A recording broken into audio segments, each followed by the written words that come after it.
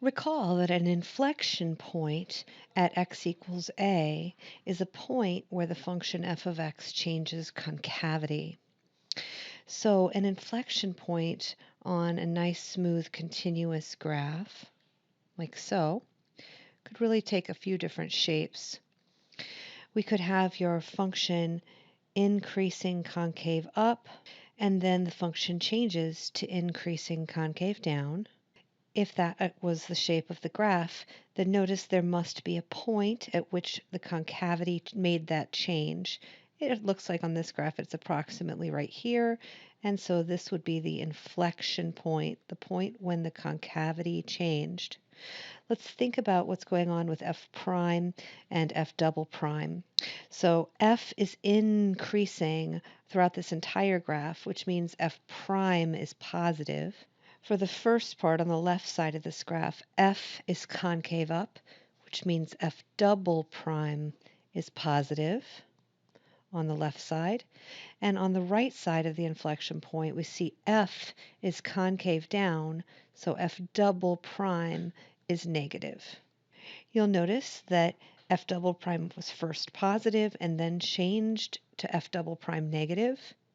This inflection point is the point at which that second derivative must have changed sign. So in this case, we're going to find when we start looking at the equations of these that this will be a point where the f double prime is actually equal to 0.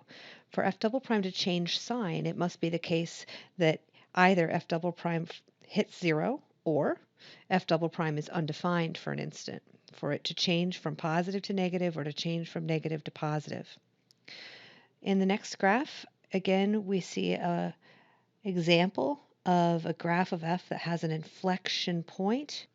In this case, f is increasing, f is concave down, and then f is increasing and f is concave up. So again, the concavity of f changed. So f double prime was negative, and then it changed to f double prime positive.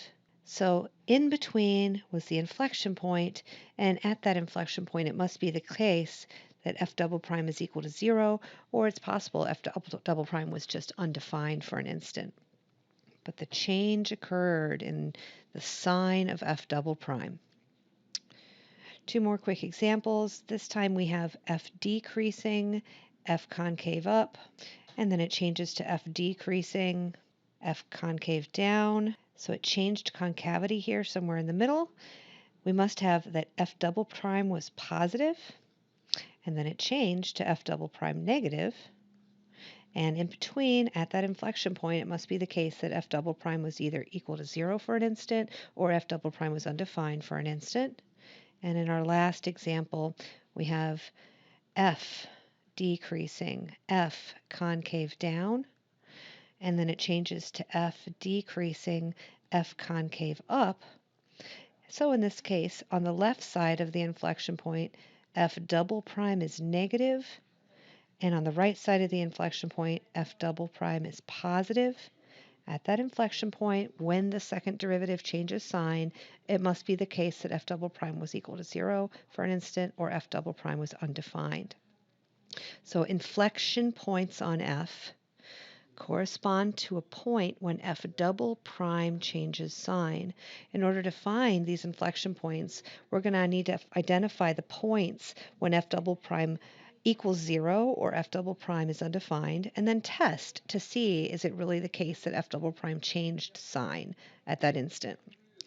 So on the next page, let's quickly go through an example just to make sure we're clear on f prime, f double prime, and what they tell us. Part A, it says we know f prime of 4 is negative.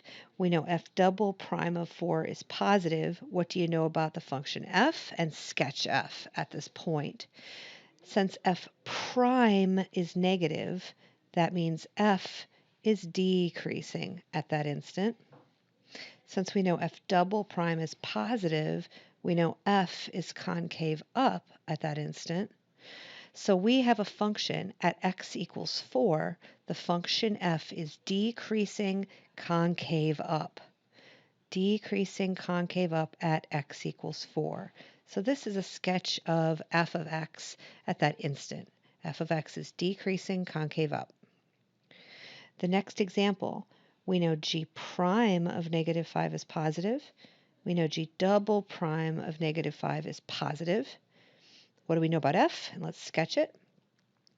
So g prime is positive, so g is increasing.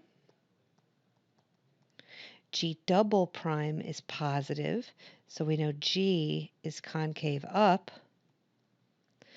So we have a function g of x that's both increasing and concave up at x equals negative 5. Increasing concave up. This is what g of x must look like at x equals negative 5. We know p prime of 7 is positive. P double prime of 7 is negative. So that tells us p is increasing. P is concave down. So at x equals 7, we know our function p is increasing concave down. So it looks like this at x equals 7. And lastly, example D, r prime of 20 is negative. That tells us r is decreasing at that instant. Our double prime of 20 is negative. That tells us r is concave down at that instant. So we have a function r that's decreasing concave down at x equals 20. So it looks like this.